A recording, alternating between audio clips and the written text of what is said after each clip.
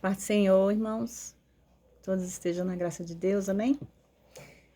Vamos entrar aqui para nós dar continuidade na palavra, que eu tô querendo folhear a Bíblia, né? Eu quero deixar os versículos da Bíblia para vocês, né? Falar um pouquinho das histórias, dos acontecimentos. Eu sei que muitos não têm tempo de pegar a Bíblia para ler, e eu vou deixar, né, os capítulos para que vocês possam ouvir, né? Porque a fé vem pelo ouvir e não pelo falar. Que vocês possam ouvir, que vocês possam discernir através dessa palavra. E eu comecei no livro de Gênesis, né? Lá atrás, se vocês puxarem aí nos meus vídeos, vocês vão ver Gênesis 1, 2, 3, 4. E hoje eu vou entrar aqui no capítulo 25. Ontem eu falei para vocês um pouco da história de Isaac e vamos dar uma continuação, que faz parte, né, da história de Abraão. No capítulo 25, 1800 a.C., Abraão tomou outra mulher, cujo nome era Quentura. Sara tinha envelhecido e partido. Quer dizer, diante da aliança judaica das obras, Quetura, a gentia, aparece agora com seus filhos. Deste modo, representa-se o futuro.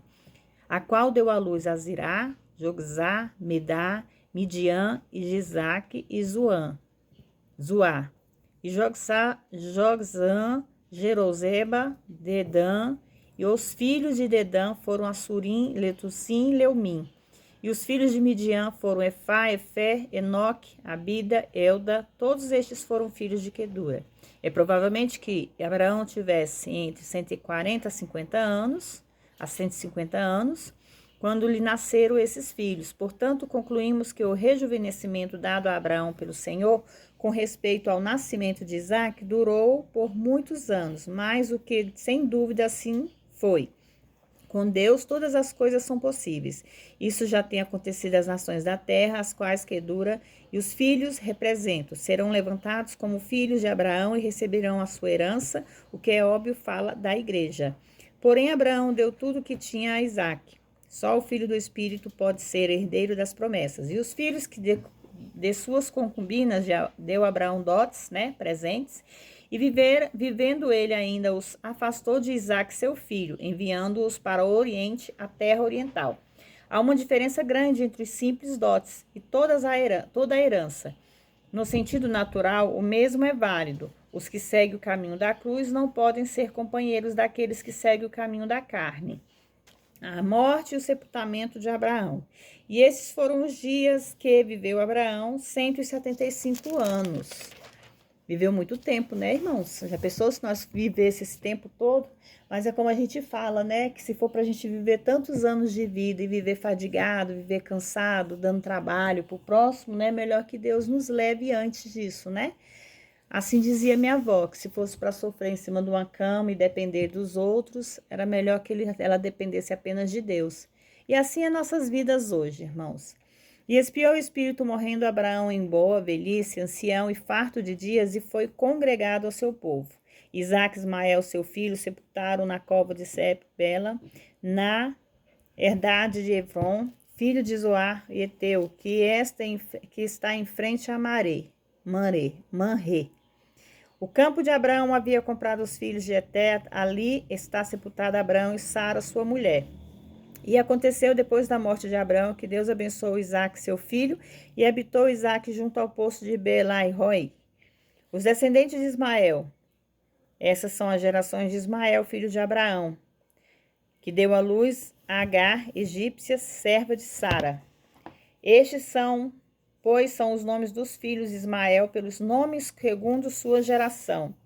O primogênito de Ismael era Nebaiote, depois Quedar, Adbeel e Midsão, Misma, Dumá e Maçã, Haddad, Aterna, Getur, Nafis e Quedemar. Estes são os filhos de Ismael, e estes são os seus nomes com suas vilas e por seus acampamentos, 12 príncipes com as suas famílias. E estes foram os anos de vida de Ismael, 137 anos. E expiou o espírito e morrendo, foi congregado ao seu povo. E habitaram desde Avilá até Sur, que está em frente do Egito, como quem vem da Assíria, e morreu na presença de todos os seus irmãos. Ismael era a cabeça do povo árabe, o qual, infelizmente, ao menos a maior parte, escolheu um caminho de incredulidade ao rejeitar Cristo. Como sempre é o caso, uma deidade falsa preencheu o vazio. Essa deidade falsa era Maomé, que escravizou o povo árabe desde aquele tempo até agora, porque não existe liberdade fora de Cristo. Esaú e Jacó. Essas são as gerações de Isaque, filho de Abraão. Abraão gerou Isaque. E Isaque, de idade de 40 anos, tomou uma mulher de Rebeca, filha de Betuel, Aramel, Ebadará, irmã de Labão. E orou Isaque insistentemente ao Senhor por sua mulher que era estéril. E o aceitou o Senhor, a Rebeca, sua mulher, concebeu. E os filhos que combatiam dentro dela. E disse, se é assim, por que vivo eu assim? E foi perguntar ao Senhor. E lhe respondeu o Senhor, 2 nações há no seu ventre, e 2 povos serão divididos desde as suas entranhas. E um povo será mais forte que o outro, e o maior servirá ao menor. Quando se cumpriram os seus dias para dar à luz, eis que havia gêmeos no seu ventre. E saiu o primeiro ruivo, e todo ele peludo, como um casaco. E chamaram o seu nome de Esaú, que significa o peludo, que fala de sensualidade. E depois saiu seu irmão agarrado a sua mão ao calcanhar de Esaú.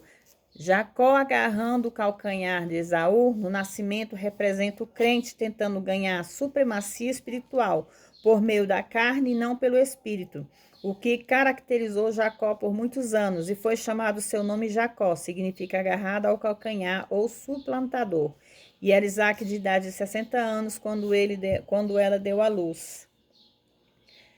E cresceram os meninos e Esaú foi por homem destro na casa, homem do campo. Jacó, porém, era varão quieto, que habitava em tendas. E amou Isaque Esaú, porque comia da sua caça, mas Rebeca amava Jacó. E Jacó cozeu uma sopa, e voltando Esaú do campo, e estando cansado, disse a Jacó, rogo-te que estando cansado.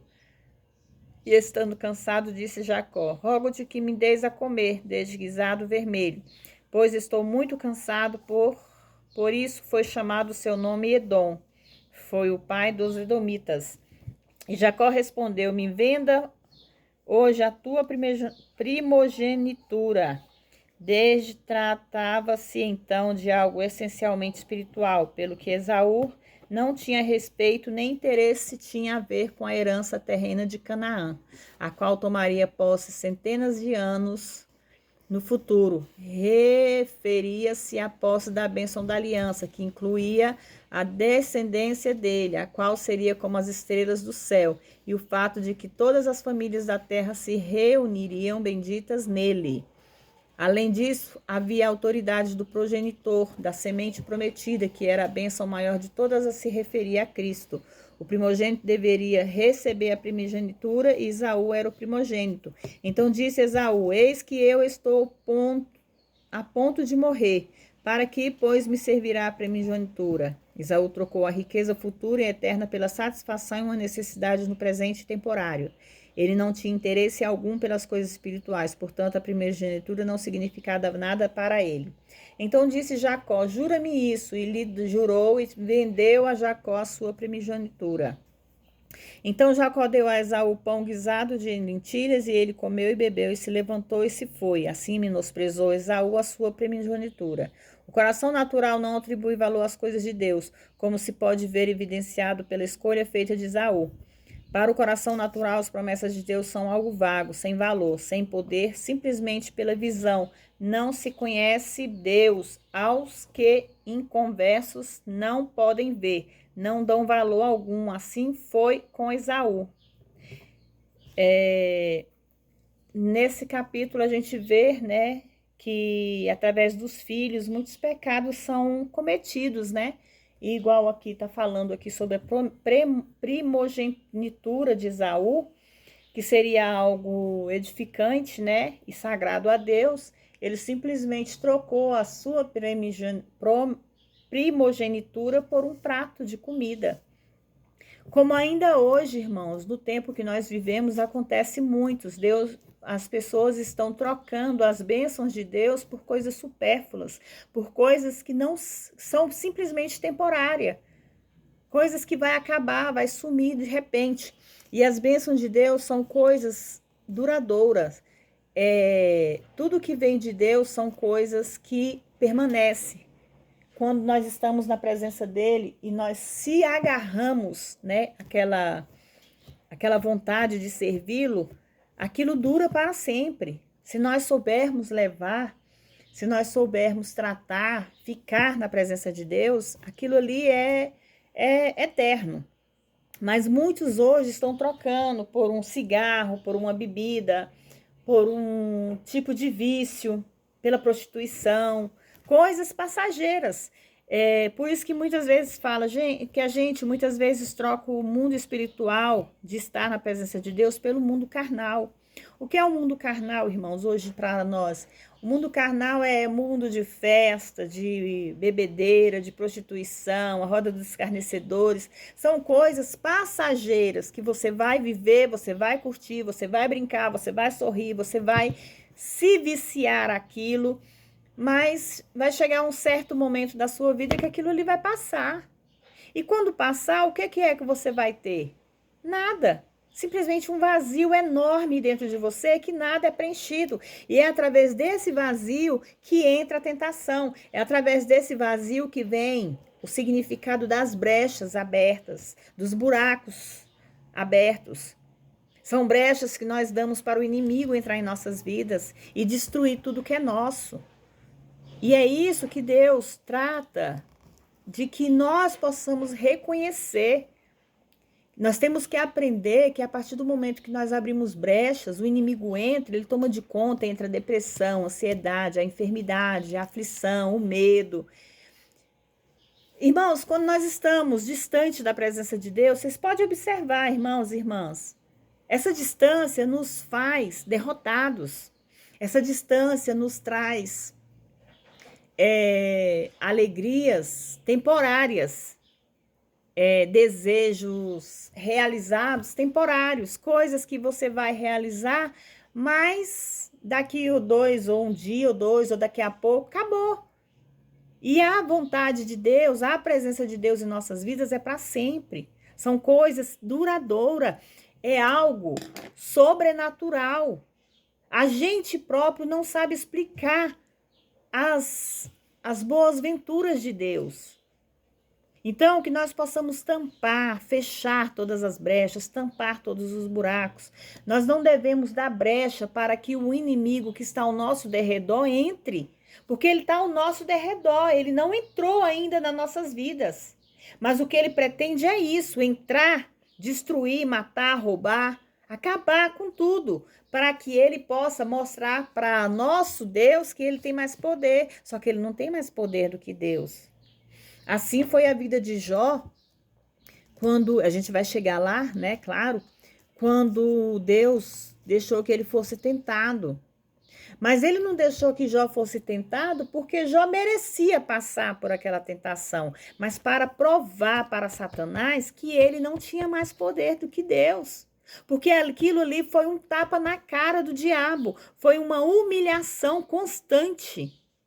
O tempo que ele passou humilhando, sacrificando a vida de Jacó, ou de Jó, perdoe-me, aquilo ali, cada dia que passava, que ele arrumava armadilhas para Jó, mais ele se decepcionava, porque ele via que através da fé que Jó tinha em Deus, nada daquilo estava ofendendo ele. Machuca, sente a dor? Sente. Claro que se nós passarmos por uma provação, algo vai vir para nos machucar. A gente vai sentir uma dor, a gente vai sentir um vazio, a gente vai sentir algo. Só que quando nós estamos firmados na rocha, nós estamos na presença de Deus, nada que o inimigo lançar sobre nossas vidas nos atinge. Ele pode até atingir, mas superficialmente. Ele não vai lá no profundo, que é na raiz, que é a raiz onde Deus está firmado. Porque quando nós estamos firmados desde a raiz com Deus, o inimigo não dá conta de nós. Então, nós temos que aprender a nos firmar na presença de Deus e acreditar que só Ele pode fazer mudança em nossas vidas, amém? Vamos orar, vamos agradecer a Deus por mais uma palavra. Hoje eu deixo aqui o capítulo 25, né? Ainda vem o capítulo 26, vem o 27. Vai ter palavras aqui para nós lermos, para nós nos edificarmos, porque, como vocês bem sabem, a Bíblia é a palavra de Deus, né? E é na palavra de Deus que nós vamos se firmar, aprendendo a conhecer os seus profetas, a conhecer a sua criação, a conhecer as provações, tudo que os filhos de Deus passou lá do início até hoje, né? Porque até hoje vem passando. Que aí nós vamos entrar no 27, no 26, que vem, né? Falar sobre o Isaac, Abimeleque, Isaac, o cavador de poços, que é um versículo também muito interessante, né? Para nós sabermos como eram as invejas, o ódio do coração das pessoas lá daquele tempo para as pessoas hoje, que não há muita diferença, né, irmãos? A aliança, né, que ele fez, as esposas de Esaú, a bênção roubada, o engano descoberto. Então, aqui nós vemos que, através aqui do versículo, capítulo 27, do versículo 30, aqui fala sobre o engano descoberto, né? Que aconteceu que logo que Isaac havia acabado de abençoar Jacó, e logo que tinha saído Jacó de diante de Isaac, seu pai, Esaú, seu irmão, veio de sua caça, e fez ele também um guisado, e o trouxe para seu pai. E lhe disse: levanta-te, meu pai, e come da caça do seu filho, para que me abençoe a tua alma. Então Isaac, seu pai, lhe disse: quem és tu? E ele disse: eu sou o teu filho, primogênito, Esaú. E se estremeceu Isaac com grande estremecimento, que é o remorso. E quando Esaú ouviu a palavra de seu pai, clamou com grande e muito amarga, que ele veio, Esaú chegou a falar,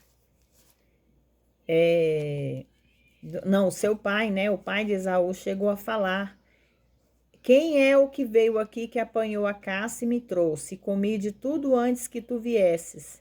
E eu o abençoei e ele será bendito. Aí vem o remorso, né, de Esaú, vem o Jacó escapa de Esaú. Então, daqui, você já vem aqui, onde vem, né, as invejas, vem a cobiça, através ali de Esaú e Jacó, né? Jacó foi muito humilhado, Jacó foi muito perseguido pelo seu irmão. Então, como diz na palavra, irmãos, todos os profetas passaram pelas suas provações, e muitas das suas provações com certeza vieram da sua própria família, dos seus irmãos. Mas nós temos que entender que as nossas promessas, os nossos propósitos não estão diante dos nossos irmãos. Nós não temos nenhum compromisso com os nossos irmãos. O nosso compromisso é com Deus. Então não pense vocês que se um irmão se levantar contra, uma inveja, um ódio, alguma aflição se levantar contra a sua vida, vindo dos seus irmãos, não se abata com isso, não. Porque quem vai te honrar é Deus, quem vai cuidar de você é Deus. E nesse momento Deus está honrando a vida de muitos. Muitos que aqui entraram e muitos que ainda vão entrar. Deus está honrando a vida daqueles que honram a Deus. Nós não devemos nos abater por coisas que vêm de dentro, os que vêm de fora. Nós temos que confiar e acreditar que tudo, que nossas promessas estão em Deus, é em Deus. Vocês sabem que existe muitos irmãos que às vezes deixam de ir para a igreja ouvir uma palavra pelos defeitos que eles enxergam nos irmãos, por algo ali que está afligindo eles. Só que vocês têm que botar na cabeça de vocês que vocês não estão indo ali para prestar atenção em nada que os irmãos lancem sobre a vida de vocês. Vocês estão indo para ouvir a palavra do Senhor. E é nessa palavra que Deus vai abençoar a vida de cada um de vocês. Amém? que vocês possam ficar na paz do Senhor. Vamos orar, vamos buscar a Deus, vamos agradecer a Deus por tudo, porque Deus se sente satisfeito em ouvir nossas orações, Ele se sente grato por nossa gratidão, por nosso acolhimento, de agradecer a Ele tudo que Ele tem feito por nós. Amém? Senhor, meu Deus e meu Pai, eu entro na sua presença nesse momento, Pai querido, Pai amado, apresentando cada filho seu, que eles possam entender, Pai, que os propósitos deles estão adiante de Ti, não diante dos irmãos, de algum familiar, não, que vem de Ti. Tudo que nós precisamos e necessitamos, Pai, nós sabemos que vem de Ti. Então, que nós possamos firmar nossas raízes, Senhor, meu Deus, na Sua presença, que nós possamos firmar nossas raízes, Papai querido, junto com o Espírito Santo, que o Senhor possa enviar, meu Deus, os seus anjos na casa dos teus filhos, na vida dos teus filhos, abençoando, guardando, levando provisão, Senhor, meu Deus, naqueles que necessitam, levando a cura onde houver enfermidade carnal e enfermidade espiritual, Pai. E nós sabemos que existem esses dois tipos de enfermidade, Pai. Muitas vezes nos sentimos doentes, vamos aos médicos, mas não sabemos nada, porque não dá nada nos exames, Pai. Por quê? Porque isso é espiritual. E a cura vem do orar, do buscar, do interceder. Porque muitas vezes deixamos de interceder por nós para interceder pelo próximo. Quando fazemos isso, Pai, o Senhor nos abençoa mais e mais. Pai, guarda a vida deles, Pai. Guarda os casamentos que estão tentando ser destruídos, Pai, pelo inimigo. Coloca, Senhor, meu Deus, os seus anjos guardador, Pai, na casa de cada um deles, Pai. Guarda no Senhor, meu Deus, como a menina dos teus olhos. Guarda no Senhor, debaixo das suas asas, Pai. Vai visitando a casa deles, Pai, de cada filho e filha sua, Pai. Vai visitando os jovens, vai visitando as crianças, os hospitais, os asilos, os orfanatos. Vai visitando, Senhor, meu Deus, os presídios masculinos e femininos, Pai. Senhor, meu Deus, que o Senhor possa guardar, Pai, a cada ser humano, Pai. Vemos aí, Senhor, meu Deus, os saidões. Quantos detentos, Pai, estão sendo libertos neste momento, Pai. Que o Senhor possa tocar no coração deles, Pai, que eles possam se voltar para Ti e não fazer nenhuma maldade aqui fora, Pai. Que eles possam trazer segurança através deles mesmo, Pai. Que eles não venham, Senhor, meu Deus, lançar dados inflamados na vida das famílias, Pai, na vida dos jovens, na vida dos seres humanos que aqui fora estão, Pai. Pai, abençoa os trabalhos dos teus filhos, abençoa, Pai, as plantas dos pés desde as pontas dos cabelos, na cabeça, Pai. Abençoa, Senhor, meu Deus, vai guardando, vai curando o sangue, os ossos, a carne, os órgãos, vai guardando, vai, Senhor, meu Deus, curando, Senhor, meu Deus, as veias sanguíneas, o sangue, Pai, cada fluido no teu corpo, no corpo dos teus filhos, Pai. Vai curando, Senhor, meu Deus, vai arrancando toda enfermidade, todo entupimento coronários, Pai. Vai tirando, Senhor, meu Deus, todo mal que venha causar um ataque cardíaco, um ataque fulminante. Vai libertando seus filhos, Pai, do laço da morte. Em nome de Jesus, eu profetizo bênção sobre a vida dos teus filhos, Pai. Que esses últimos dias desse ano de 2023, Pai, eles venham concretizar seus sonhos, Pai. Para que eles possam entrar 2024, Pai, liberto de todo o mal, toda potestade, todo principado, Senhor. Que 2024 venha trazer renovação, Pai. Venha trazer, Pai, refrigério na vida dos teus filhos, Pai. Guarda, Senhor, meu Deus, a cada filho seu, a cada filha sua, Pai. Em nome do Pai, do Filho e do Espírito Santo. Amém. Irmãos, que vocês possam ser abençoados. Nós sabemos que nós estamos aí nos últimos dias, né, de 2023. Que esse 2023 venham ser aprendizado na vida de cada um de vocês. Sei que passamos por lutas, passamos por provações. Ainda estamos passando, né, irmãos e irmãs? Passamos por coisas que aos olhos humanos é impossível ser concretizado, ser realizado. Mas nós temos que entender que aos olhos de Deus nada é impossível. Tudo é possível aos olhos daquele que crê. Então, creia que suas promessas ainda vão chegar. Se não chegou até agora, nos últimos dias de 2023, pode chegar no último instante. Pode ser diferente agora em 2024. Então, creia que Deus pode fazer muito mais em nossas vidas. Vamos confiar no Deus que nós servimos. Vamos confiar, vamos acreditar que nossa família será salva, nossos filhos serão salvos. Vamos interceder por essas almas, que Deus possa levantar homens e mulheres para fazer a bondade de Deus, a vontade de Deus na vida do ser humano. Amém? Que Deus possa abençoar a vida de vocês, que Deus possa abençoar a vida dos que entraram, dos que vão entrar. Deixe os comentários, deixe aí os seus nomes, deixe os nomes dos seus filhos, daqueles que vocês sentem que precisa de oração, que precisa de uma intercessão. Eu estarei orando, eu estarei intercedendo e buscando pela vida de vocês, porque eu sei que o Deus que eu sirvo é o mesmo que vocês servem. E esse Deus, assim como ele pode fazer o impossível na minha vida, ele fará também na vida de vocês. Amém? Fiquem todos na paz do Senhor.